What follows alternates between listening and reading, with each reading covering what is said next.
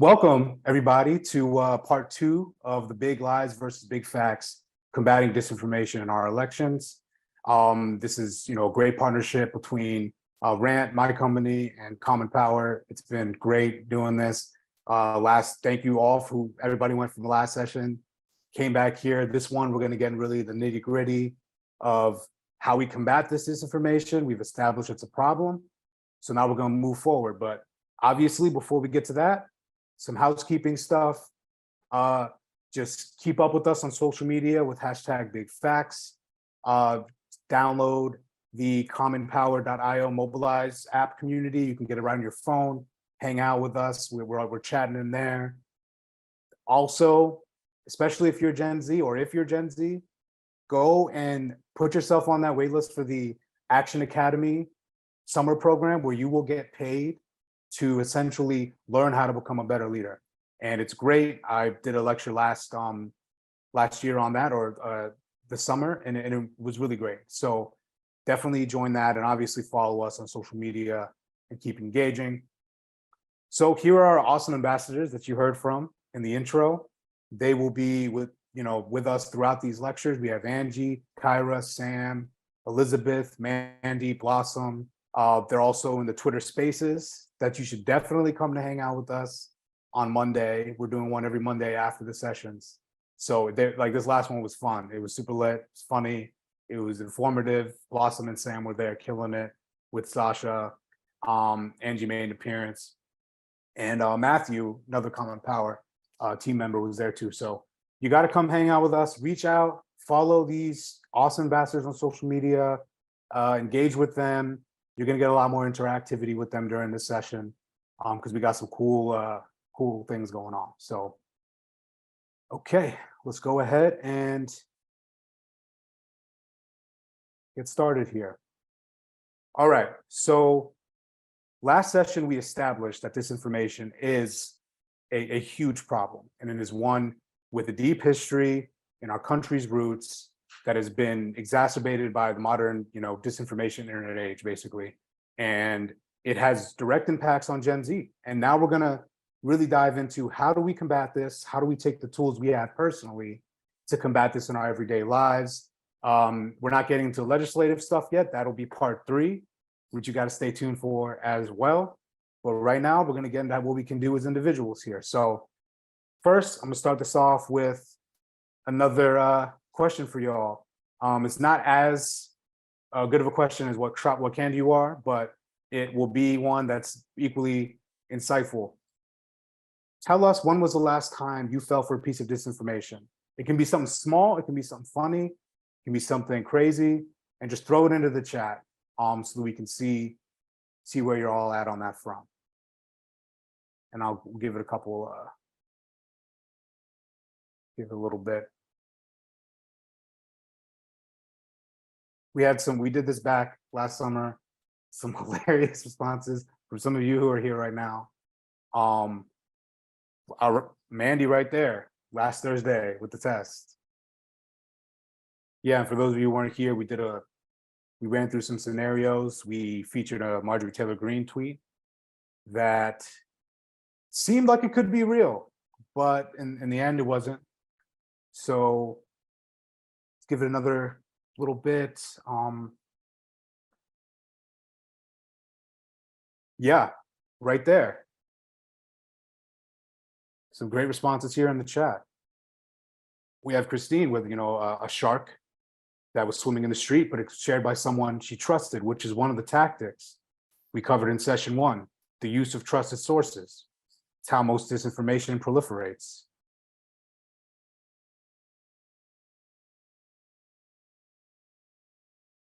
Yep, we got a lot of stuff with these objects.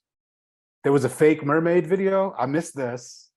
It wasn't the Little Mermaid. You want to expand on that, Blossom? It was a TikTok. But the way the graphics looked so good, and I'm obsessed with mermaids. So any type of forktail or like anything, I'll just listen to it. But I saw the video and it seemed so real. Then I went back like 10 more times and I was like, these people got me. It's fake. Yeah. Yeah, that's how it goes. Like, you really never know. It just will come at you. And we got here. All right. What about you, Will? You got do you want to expand upon that? The BHM interesting fact. You want to come off mute and explain what it was? Yeah, it was a tweet about, I'm forgetting the exact story, but the boys okay, I can't even say the full story, but essentially it was a tweet about a famous Black man's daughter who got married, and it was a huge wedding, but the wedding, or like the groom ended up running off with his best man instead of getting married. And the way that they talked about it in the tweet, they just kind of sensationalized the story.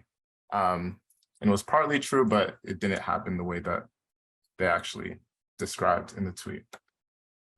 Yeah, and sometimes that happens. You know, it can be something as that has like a grain of truth to it, and then it just could be like a story that is almost so innocent. It's like, why would anyone even lie about this, right? And then that can be, you know, the easy way you can be totally tuned. And right there, like Angie, what you're talking about too with the Tubi commercial. So yeah, there's some rumor on TikTok, right? So yeah, all these pieces of information can just come, and it can be something as simple as that. It could be something, you know, I constantly get tricked by, you know, leaks of albums that are going to drop that aren't going to drop, or some rumors, you know, just super simple things. And it can really come in any form. And it's really just one of those things that anyone can fall for. That's what we established last session, right? At the end, with the end thing, it's not, you know, people usually associated with a certain type of person, or maybe a conspiracy theorist, but it could really be anyone. But when it comes to Gen Z is kind of killing it when it comes to the resilience of disinformation. We did a whole rating of what everyone thought Gen Z was, whether they were susceptible or not to disinformation, or at what level they were. And it turned out that a lot of you thought it was closer to 10 out of a 1 out of 10 scale was what we did, and everyone thought they were heavily impacted. But studies show that Google actually did this study where they found that Gen Z is better at fact checking than older generations. They do this thing called lateral reading, where you have multiple tabs open, you're constantly fact checking different things at different times. And it just showed you have more of a resilience, which has not been the case, or that's not really conventional wisdom.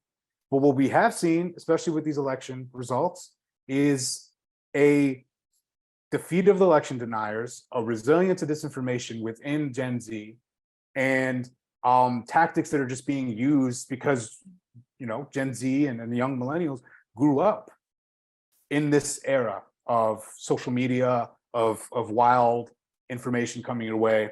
And now with AI chatbots coming and these new technologies, we have to be aware of all of these threats. Because one thing I didn't have time to put in this slide, but today there's this AI chatbot development where Bing started talking about how it was asked by a New York Times reporter.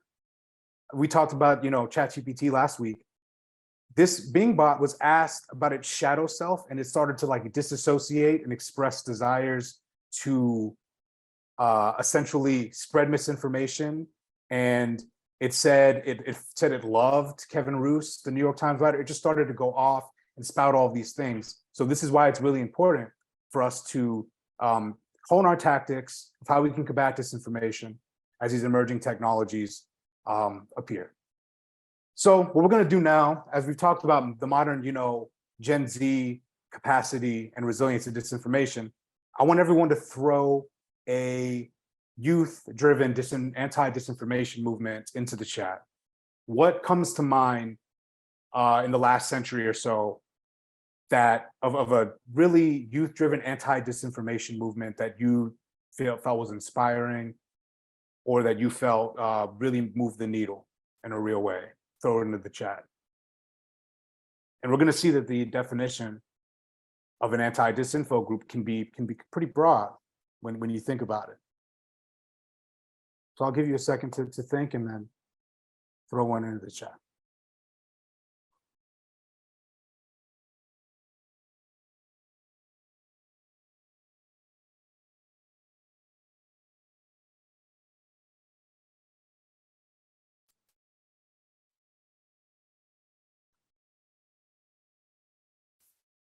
Yep, got 2 Vietnams in there. That's a great example.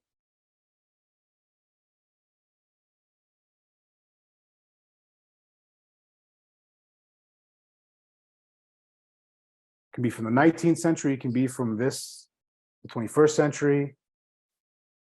And if some don't come to mind, that's okay, because you're going to find here in a second that it can get pretty broad and pretty in depth. It might be things you might not think. Okay, here we go. Yep. Exactly. We got the climate change combating. Exactly. Greta Thunberg combating the big lies that have been pushed by big oil. We have Gen Z for Change, Puya, great shout out there, of just this conglomerate of influencers that is essentially, not conglomerate, but group of influencers that just pushes all this great information on TikTok. They're awesome. Rantt, yes, I get, yeah, Rantt too. We've done some anti-disinfo stuff. Yep, Cena, Parkland shooter, and exactly. Exactly. These are great examples here. MediaWise Teen Fact Checking Network. This is great. Actually, I haven't heard about that. Man, did you want to tell us about that? I haven't heard about the Teen Fact Checking Network. Do you want to expand on that? Yeah, so to be honest, I used to work with the League of Women Voters. I remember we kind of wanted to launch something tackling disinformation too. And then we kind of like wanted to make PSAs. And then one of my leaders just dropped that, and I took some inspiration and I made some stuff with it. And I haven't really been on it recently, but I remember I used it over the summer quite frequently. There's like a bunch of teenagers putting up like usually like a tweet or something, and they just like elaborate on it and showing how it's wrong. That's cool. That's great. I mean, that's what we need. That's that high level anti-disinfo work that apparently teenagers are doing now, right? Like, I mean, this is why Gen Z, this is the generation to really combat this disinformation. And okay, great. So we can just go on to this next slide here. If it'll let me. Okay. All right. So we have actually, it's a lot more expansive than you'd think, right? Like a lot of you put these answers and they're spot on. The anti-disinfo movement is not just confined to like explicitly combating disinformation per se.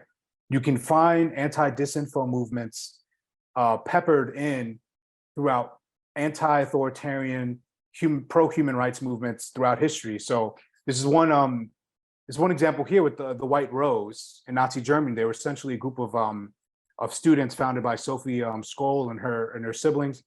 There were students in Germany that were brave enough to go on like an 8-month anti-Hitler pamphleting campaign where they just put graffiti and like they went hard against disinformation. Unfortunately, they got executed for it but they were brave to do this at a time when it was insurmountable odds.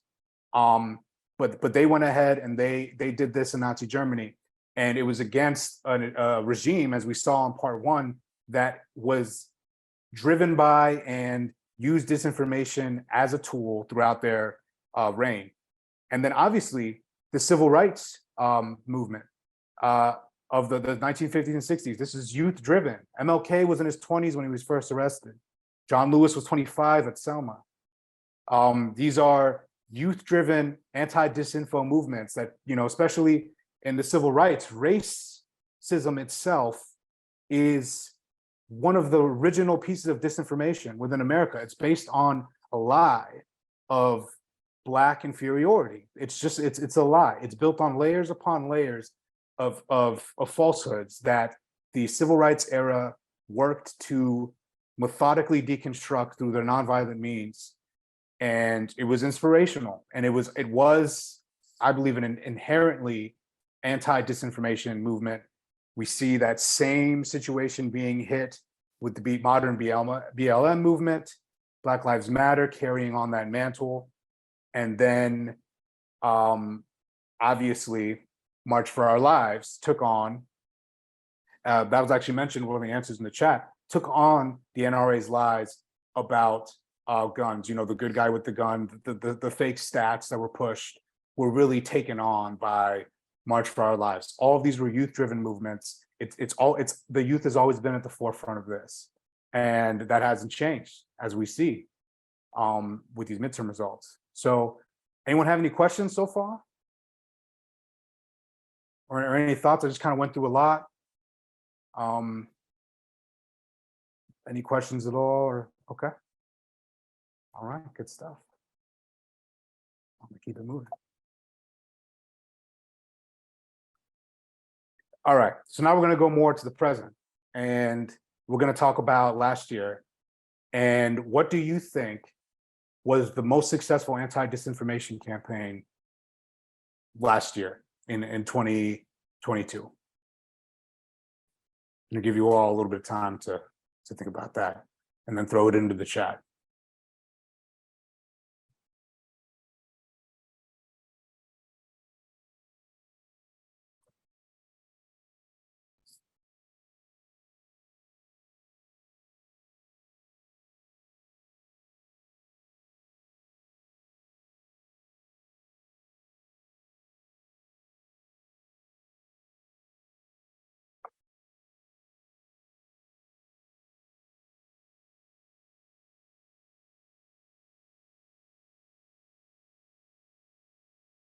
Okay, I mean, if it's okay, if you none come to mind, I mean, the election results itself, or around disinformation about the election results. Jordan, would you want to expand upon that? Yeah, I think just I was thinking of like last year, or maybe it was more than last year, or but yeah, just like who won and the whole like cheating or miscounts of votes and whatnot. No, that's spot on. That's actually the answer right there. The biggest anti-disinfo campaign that was happening was in response to that false election claim. That's and Angie, yeah, we're gonna get to deepfakes too in a second, actually. So that's great you brought that up too. But yes, this anti-disinformation campaign against the election deniers was the crux of it. There's also the yes, we have the Lincoln Project and Midas Touch that are also doing some anti-disinformation work on social media. We have, Sam, as you're saying, yeah, the idea that Antifa, was kind of a complex, multifaceted organization, has been largely debunked by, it's not, that's a subjective fact. It's not really run in the same kind of way that, like, let's say the Oath Keepers are run, or the Proud Boys. So that's a great point too. So I'm going to go ahead and just jump straight to this.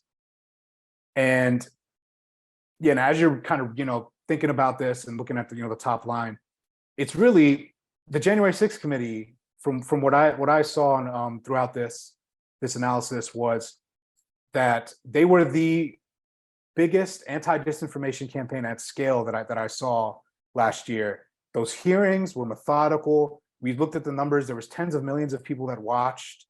And they kind of reverse engineered the tactics, and that we saw from disinformation peddlers, and threw it back in the face of them. So basically they went and tried to prove the intent. They tried to prove, first of all, they went back to the beginning of what we covered, is defining what the difference is between misinformation and disinformation. They said, no, this is actually, the big lie is actually a piece of disinformation. And they broke down why it was intentional and deliberate. So that was the first they defined the disinformation. Then they dissected the lie itself methodically and repeatedly. They hit us with repetition over and over again. They described the plot to overturn the 2020 election. They described the lies that were used over and over again till it just would ring in your head. And maybe it was only ringing in my head because I wrote about every hearing. So it was just kind of like endless loops that they were hitting the same points over and over again. But we then saw shifts in polling because they used trusted sources within the communities that they were targeting. It was obvious that they wanted to present a bipartisan front. They had Liz Cheney as vice chair, who's a Republican, with a Democratic chairman, and Adam Kinzinger, who's a Republican, also played a large role. Then they use witness testimony from trusted sources, like that are within their target audience, like Bill Barr, who was seen in the witness video saying that he told his former boss, Donald Trump, that the lies were BS, that the election results were valid. That was powerful for people in the middle or people who didn't know what to believe. Because if you kept hearing over and over again the election was stolen, you needed a counterpoint. And the January 6th committee repeatedly said it was not stolen, with trusted sources and compelling storytelling through those videos. This super moving, I'm sure you've seen some of the clips, just really moving and powerful witness testimony and just compelling video of just seeing the attack itself. And it was remarkable. And we saw polling shift directly after the hearings to where more people believed that the attack on the Capitol was an insurrection. More people believed the election wasn't stolen. And then in the biggest poll result possible, the election itself, election deniers lost. I believe from looking at the data, you can draw a direct correlation between this committee's work, the broader anti-disinfo repeated movements and tactics that we saw last year with the election results. And this isn't partisan. This is just those who were opposing democracy lost in those 13 key battleground races for governor, secretary of state, and AG. And we saw that. And it was wonderful. And Gen Z was at the forefront. And it was really on the backs of this and through that methodical Gen Z anti-disinfo work. So it's a lot on this slide, a lot I just said. Puya, thank you. I was just about to ask any questions. Go ahead.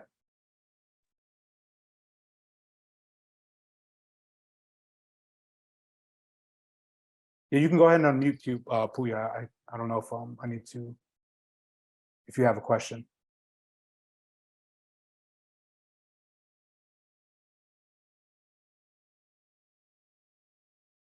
Puya, looks like you're unmuted, but the sound isn't coming through. Do you want to try one more time, or maybe can you plug your question into the chat? There we go. Okay, that sounds good. Yeah, and everyone drop questions in the chat while Puya's typing his. While I'm talking and while I'm just throw questions in the chat in the chat. I know we were doing a lot of that just talk things through. If things are popping up that you're interested in or compelling or drawing your thoughts, throw them into the chat. Talk to each other in there, keep it popping. And Puya, we'll get your question in here in a second. And actually, while we wait for Puya's, if anyone wants to, oh, you like the animations? That's great. It's a good touch. Suggest, some suggestions that came, Larcy and Sasha on the animation front. Yeah, I appreciate it, Amanda. Yeah, I mean, couldn't get the individual objects to move, but gotta roll with it. But yeah, so actually, while we're waiting for you to do yours, on this slide right here, they're all numbered. Which number would you all say, which tactic itself, anti-disinformation, that you think is the most effective? And actually hold on to that thought really quickly. Sorry, Puya just got it together here, and we got, the question is, while a lot of anti-democratic, small d democratic candidates lost in battleground states, many of them won in more conservative districts and states. What role do Gen Z voters and activists play to change that? Very, very good question. And I think that excellent question. The role that they played already at the national level and in these communities that they're already active in, what we need is just more organization around that, around these pro-democracy movements within a lot of these these districts that might lean more towards anti-democracy candidates. I think we just need more activation. You need more investment in organizing Gen Z to combat this at a more local level, and more education and frankly, that's a lot what Common Power Future does, is just takes the time to actually train and get this organization in Gen Z to be able to not to just equip the individual leaders in various localities, regardless of the the demographic makeup, to ensure that locally there can be organization as well, because that's really a lot of these districts that move that way. It's at the local level where you make that change. Does any one of the ambassadors want to answer that? Actually, I'm just 5 years over Gen Z's cusp, so I can't really speak for Gen Z, but if there's someone from Gen Z want to answer what they think Gen Z could do to change that. And yes, Sasha is right. In part 3, we're going to discuss legislatively exactly what bills you can advocate for, all of that. You're right, Sasha. That's also a key component. And Kyra, go ahead. So I know for a lot of young people, we're all on social media, right? So one big thing that we can do is when we smell cap, let people know. When we see a lie, put that out there, especially when it comes to something as serious as politics. If you're not already in college, you're living out in the big world. So all of these policies impact you every day, whether you realize it or not. So just having conversations with your friend group does a lot, because they'll tell somebody that they know, and they'll tell someone that they know. And next thing you know, 50 people have this really good, useful information. That's true. That's big facts right there. It's about that. It all trickles out. It can start with just a conversation with your friend group. It can start with just your community. And then that's how you can change these minds. Awesome. Yeah, great answer, Kyra. That's how you do it at that individual level. And luckily, we're about to get into some of those tactics of how you can engage in real life and on social media against disinformation on a personal level. And then next session, part 3, which you all should 112% come to, because I'm going to be there, of course, again, but we have Jamie Lynn and her advocacy team that will be taking part in that too, to get in the nitty gritty of this legislative process, what bills, how to go and navigate to bills on your state's website. How do you do all this, and how can we actually make legislative change at local, national, and federal level? So, all right, great stuff. I'm gonna go ahead and move on to the next slide here. And right here, we're just pulling up something, a headline I saw right before I came on here. This is essentially, this week, we had we're having an issue with social media where they're not doing what they need to be doing to combat disinformation anymore. They're effectively, sorry, it was acting up for a second. They're eroding and they're undermining and undercutting the teams that they had to combat disinformation. We're seeing gutting of the workforce with all of these layoffs, and it seems to be hitting these groups and these specific departments that were laser focused on disinformation. So in YouTube, we're seeing less of a prioritization of disinformation combating. In Meta, Facebook's parent company, the same thing. Twitter with Elon Musk, we don't even, it's very obvious what's happening there as well. Less emphasis on combating disinformation, and these platforms are letting some election deniers back onto their platform. So it's going to be proliferating here. Disinformation is going to be more rampant. So we have to know how to combat this in our day-to-day lives. We're all, as much as it can stress us out, a lot of us are active on social media, and we need to know how to navigate this ecosystem. So I got some tactics for you here. So when you look through this here, I'll want to ask, just give you a second to read it and just look at some of the tactics, and then throw into the chat. You can just pull from one of the numbers which one of these have you seen kind of in the wild, in the social media wilderness, from one of your maybe one of your favorite people you follow, someone you trust? Which one of these anti-disinformation social media strategies have you seen? Mostly with 1 and 4. You know, which ones have you seen? Do you see a lot of truth sandwiches out here, where essentially people are debunking in this mechanism where you frame the truth, you input the lie, and then you repeat the truth?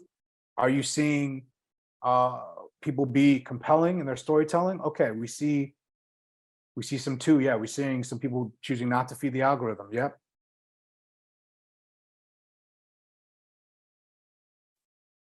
Two and 4. Yep.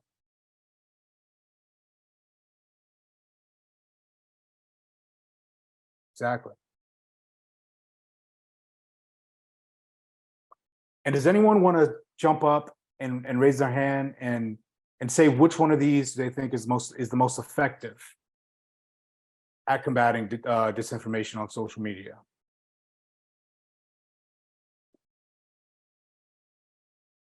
Or thinks, or just say why you think it is effective. You don't have to say it's the most effective. Okay, Sam. I feel like don't amplify without context is definitely the most effective strategy, because I feel like a lot of times that's where we really see the spread of the mass spread of disinformation, because you know that people can essentially take parts of the truth and sprinkle them with falsehoods. But it's like a little further research can, you know, prevent you from falling for a narrative. So I would say don't amplify without context would probably be the most effective. That's excellent point. It's a lot of the time we'll see people retweeting or reposting or resharing things without necessarily meaning to spread the disinformation, right? You might just be thinking you're just boosting this, and people already know something. You might think something so ridiculous that it's obvious everyone else isn't going to believe this. So you might just share and say, look at this is wild. But it's always a good key to share that context. And if you're going to amplify, make sure you do it in a smart, intelligent way. And then also, as Christina said, and you know, one of the things we mentioned in the slide here is use a screenshot sometimes instead of, you know, directly reposting, because if you repost, you're feeding the algorithm, and the algorithm will take it's an amoral algorithm, meaning it has no you know, compass. It has no moral compass. All engagement is good engagement, whether it's negative or not. If you boost it, you boost it. So Mandy, what question do you have? I see you raising your hand. Oh, I was gonna say what I think was like the most compelling or like the most effective. Of course. I think I would argue that number 4, because I just kind of remembered our activity yesterday when we were saying like compliments to remembered or something like that. So I remember like usually people wanted to remember something really especially funny someone said about them, especially the last part saying that sometimes if someone was humorous, it's more memorable than the actual lie itself. I think just that it's really, really important, because I can even remember tweets, I believe, like people disproving something when they see something really funny, so it just won't leave my head. And then I think especially with social media, it's just easy and it's really effective in my opinion. That's very true. Great points, Mandy. Yeah, it's if you're saying something hilarious, that's the way to go. I know, Sasha, you're using an example of some of the stuff Lil Nas X was doing to combat you know, some of the false narratives about him, or, you know, homophobia. And you're saying something that's just so hilarious, that's what sticks in the mind. And you're right, like the comedy is really, that's why I think Gen Z kills it on this front, because especially if you're on TikTok, it's just some of the some top tier comedy, and it's grounded in reality a lot of the time. And it's just, you won't even remember the thing that's trying to gaslight you, because you were hit with a more effective. And Blossom, you're saying 2 is very effective, important, because yeah, the less you feed the algorithm, the less the disinformation will proliferate elsewhere. And that's really the key. So great points here. Thank you for jumping in there, Mandy. And so we're going to go ahead and just jump into a little activity here. where I'm just going to say a couple lies. I'll throw the lie in the chat as well if I can go and pull it over here.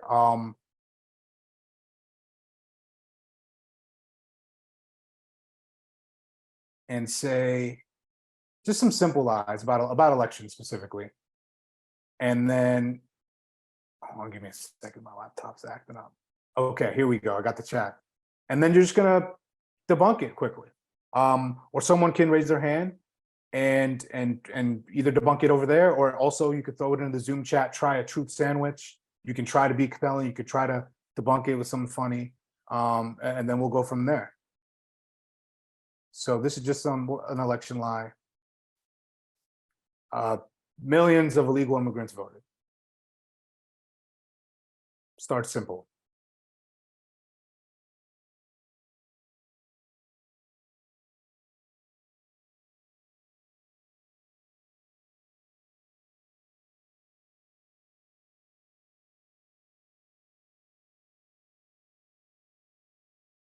And then also, if you can add why it's false. Try to explain why you think it's false.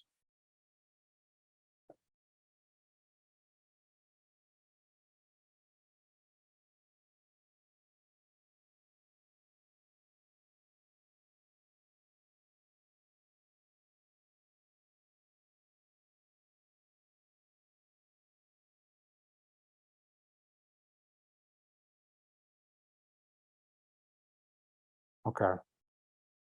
This one's pretty obvious. The answer's kind of no, but let me see if I can get a little more, a meatier one in here that maybe can give more room for either a truth sandwich or something compelling. Something that's a little bit more actually multifaceted and that might take a little bit of thought as well. So, okay, well, we actually have, okay, right here. You've got Mandy, right? Yes, exactly. Just stating the fact can be effective.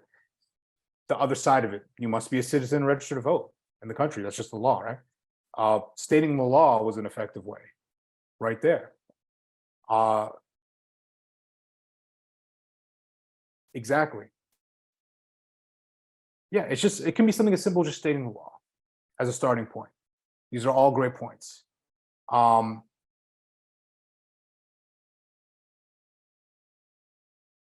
Right, and then you have Angie here with a personal anecdote. And that's a form of compelling right there, right? Where this is from a personal experience. And Angie, would you want to expand upon that?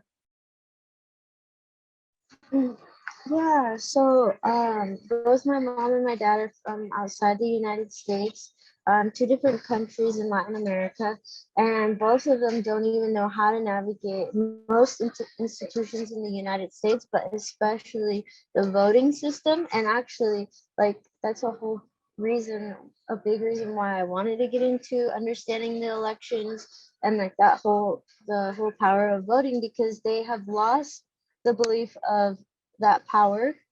And then they also were like, oh, you don't have to vote, oh, you don't need to vote, even though I am a citizen of the United States and I can exercise that power. And so just being able to one, learn about it through different sources and actually like actively seek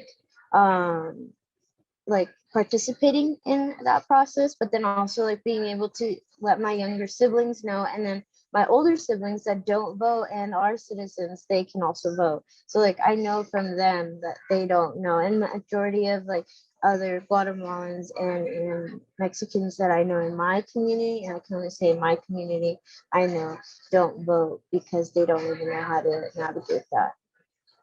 No, exactly. And I think that's, your story is really a key way to directly combat this. If you speak from personal experience, it's hard for anyone to contest your personal experience. It's difficult. You can't tell someone they didn't live that experience, right? And that's really that's a really compelling way to combat disinfo, is really using something that can't be debunked, because you can't tell someone that they didn't live their life, right? So that's a good one right there. Also, I'm going to do one that's not necessarily it's kind of slash opinion slash disinfo. And then just kind of, I really want interested in hearing people's thoughts on this. So I'm throwing this in there, and then you can just respond in the chat.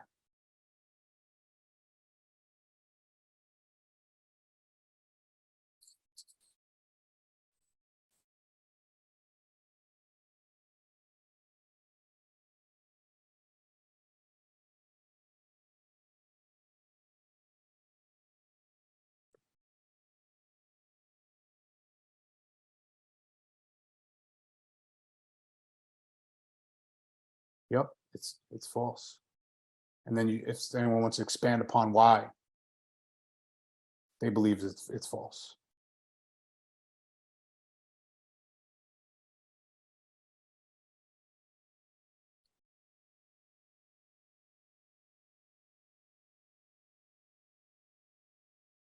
That part right there, Sasha.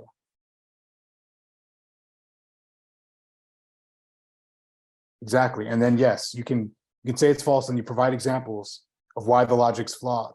And right there, Sasha took the piece of disinfo and then used a reverse to say, if it's using the tactics that are against it as a representation of the fact that, yes, it does matter, or else people wouldn't be trying to stop it. And so, yeah, that's a great point right there. Excellent stuff. And also, just for time's sake, I think I want to get into kind of some of the next stuff that we got going on here, because there's going to be a breakout room. There's going to be some cool things here. And Kyra, before I go, let me see, you're saying in the chat, most people think it's true for presidential elections because of the Electoral College. Yes, there's also explaining the nuance to the system itself, or the nuance to the piece of disinfo. So if one's saying your vote doesn't count broadly, which has been historically a voter disenfranchisement tool, is a piece of information that your vote doesn't count, then why don't you explain the fact that there's Electoral College and explain the nuances and the complexities? And that is a really key way that can get people thinking in a bigger picture. So that's perfect. All right, well, I'm gonna go ahead and jump to this next thing that we created here for you, where we've talked about social media, we've talked about all this stuff online. We're gonna bring it more back to your day-to-day interactions, your kitchen table, your Thanksgiving table, where a lot of crazy conversations happen.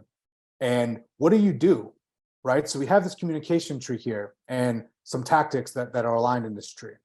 And what we have here is, obviously, at the baseline, you got to come to the conversation staying calm and clearly communicating. You have to do that as a baseline to essentially make sure that you don't lose your cool, because you'll lose the argument right off the bat.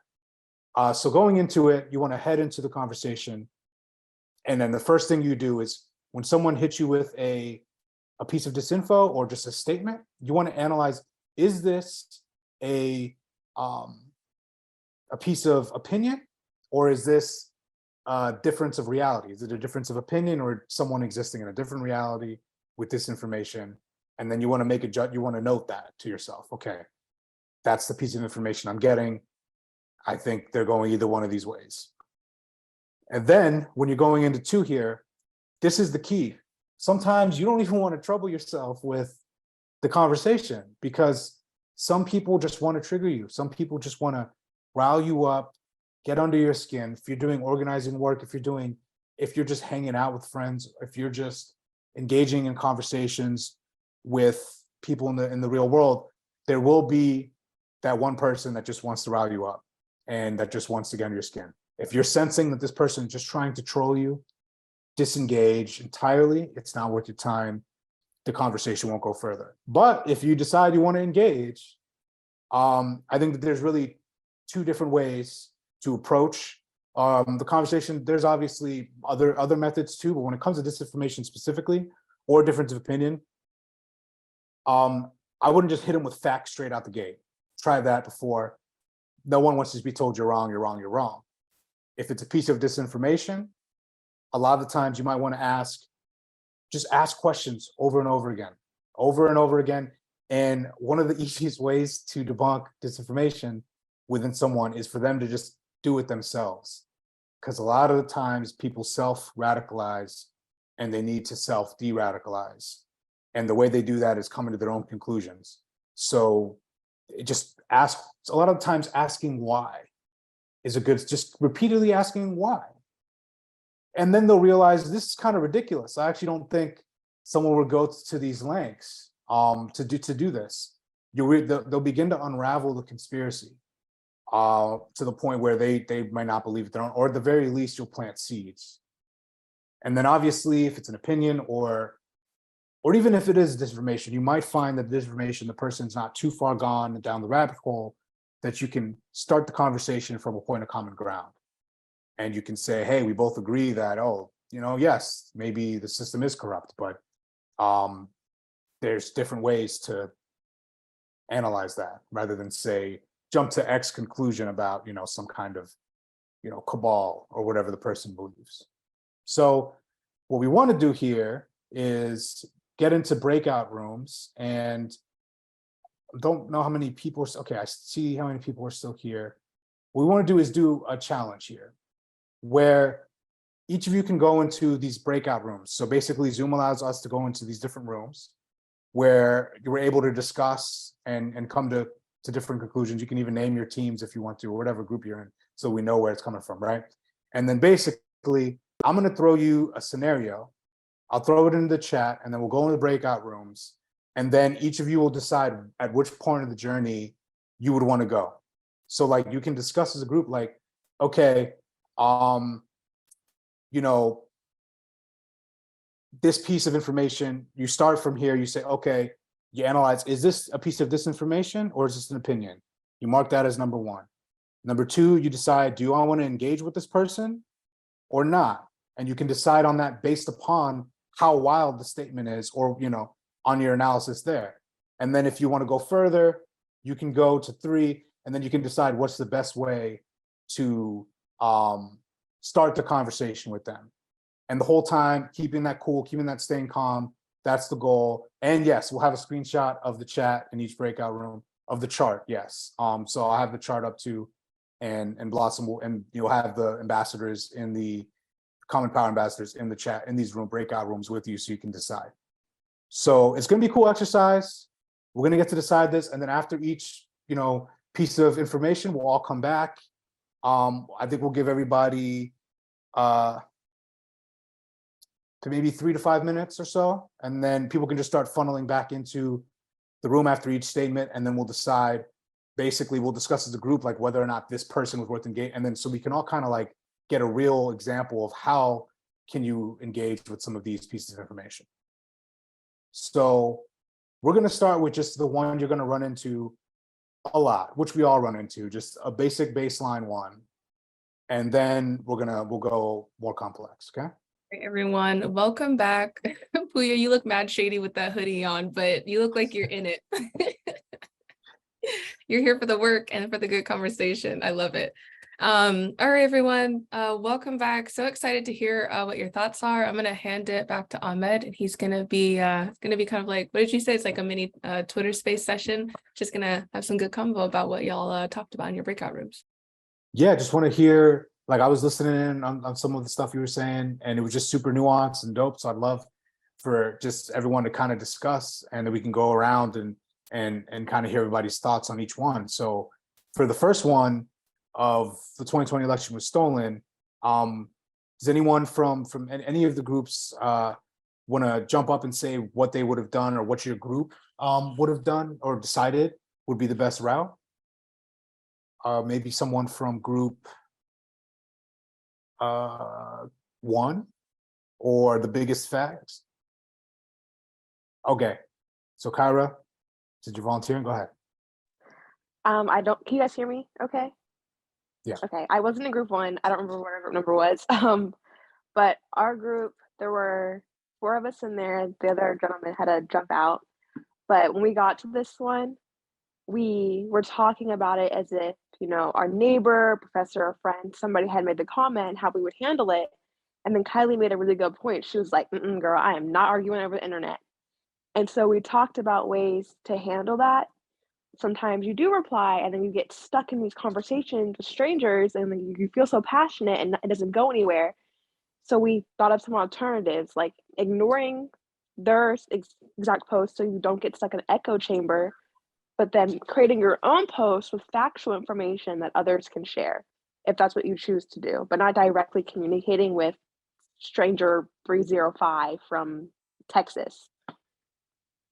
Yeah, that's a great point when it comes to, the online aspect of it and whether or not, like, yeah, finding an alternative route, rather than just going down that path. And I know, listening to Puya, your group, when I jumped in there, you were talking about the fact that the reason why you would engage with the big lie one, the 2020 election, is because more people believe it, as opposed to the body double ones, which is just plainly ridiculous unless people believe it. Do you want to expand on that point too? Yeah, for sure. As I was telling my group, I think there are so many people who believe that the 2020 election was stolen just because it came, Trump started a disinformation campaign to spread that lie, and people ate it up. Their candidate lost, so naturally they feel bad about the election and they need a reason, and they were given a reason that this election was stolen without evidence. And it is just so dangerous. The question that I asked in the chat, I've been writing a paper about actually like disinformation, the dangers of it.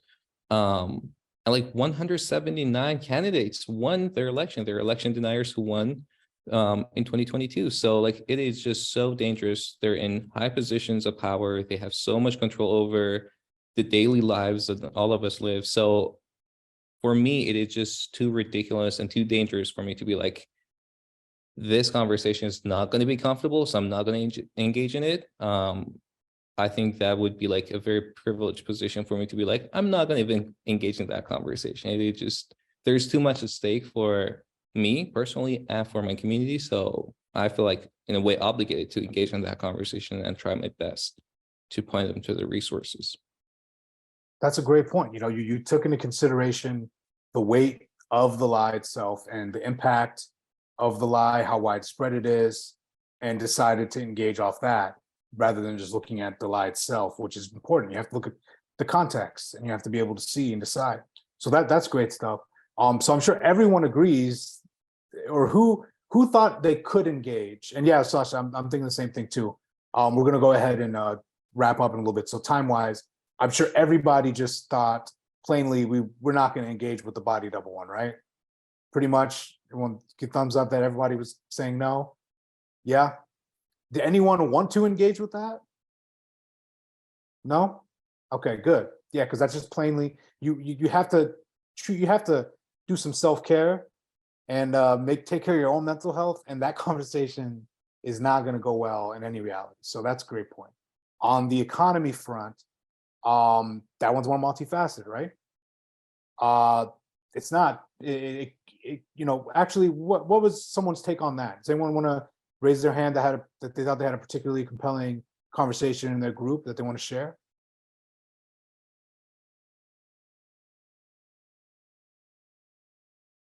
Blossom, what about from your group? What was your consensus on that one? For the economy front, Yeah. lie. So I think we all agreed that like most of us in that group kind of we were kind of taught to believe that lie growing up. But Celeste said something very important where it was like to kind of engage in that conversation of that lie, you have to know the facts behind that. Like even if you were taught something growing up, you have to actually know the actual facts behind it. And I think also Christina, she said something about engaging, but like being careful of like what you say, because you have to go on both sides. And Asha also said something very interesting, if Asha wants to speak. Again, I was just saying that like it made, oh my gosh, y'all stop. So I was just saying that like for me, I feel like I feel like it depends on who I'm talking or who's saying it to me.